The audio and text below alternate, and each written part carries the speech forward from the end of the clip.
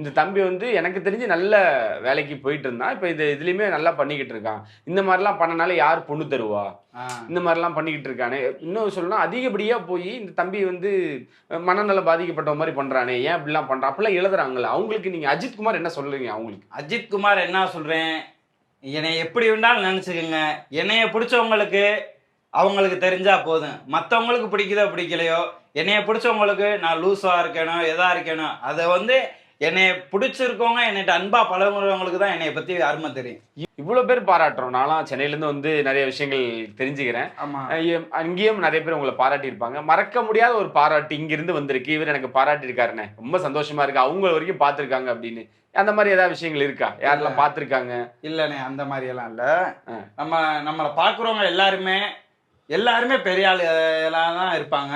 அண்டா வந்து அவங்க வந்து என்கிட்ட கேஷுவலாக தான் பேசுவாங்க, கேஷுவலாக ஜாலியாக தான் பேசுவாங்க. அவன் பேரை சொல்லலாம் நான் விரும்பலை. எல்லாருமே என்கிட்ட வந்து ஜாலியாக தான் பேசுவாங்க. அண்ணன் எல்லாருமே எனக்கு அண்ணங்க நிறையா. கமுதி, சென்னை, ஈரோடு, எந்த ஊருக்கு போனாலும் நம்ம அண்ணன் அன்பு எல்லாமே இருக்காங்க. அவங்கள்ட்ட போய் பழகுவேன், என்னட்ட ஜாலியாக பேசுவாங்க, சந்தோஷமா தான் இருப்போம். ஓகே, அன்பு நிறையா இருக்கு. சிறப்பு.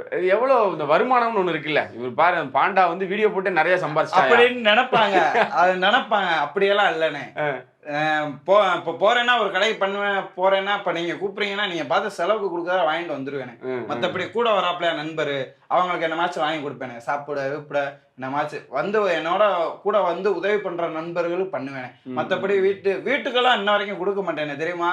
வீட்டுக்கெல்லாம் கொடுக்க மாட்டேன். செலவுக்கு மாமாக்கெல்லாம் ஒரு பைசா கொடுக்க மாட்டேன். மேற்கொண்டு அவங்ககிட்ட தான் வாங்கிட்டு இப்பதானே ஒழுங்கா இருக்கேன் தம்பி. வீட்டுக்கு கொடுக்கலாம் அப்படின்னு.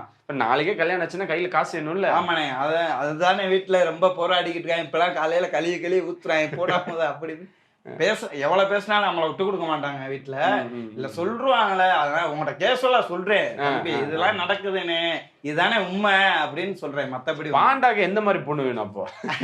இவ்வளவு தூரம் ஜாலியா இருக்கக்கூடிய பாண்டாவுக்கு ஆனா இந்த மாதிரி இருந்தா போதுனே, நானும் அவங்கள வச்சு நல்லா பாத்துப்பேன் அப்படின்னு. எனக்கு எப்படின்னா, என்னை மாதிரி கஷ்டப்படுற ஒரு புள்ள இல்லாத ஒரு பிள்ளையா கட்டிட்டு வந்து நான் அவங்கள வந்து சந்தோஷமா பாத்துக்கிறேன்.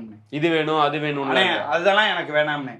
நல்ல பொண்ணா இருக்கணும், கஷ்டப்படுற குடும்பமா இருக்கணும்.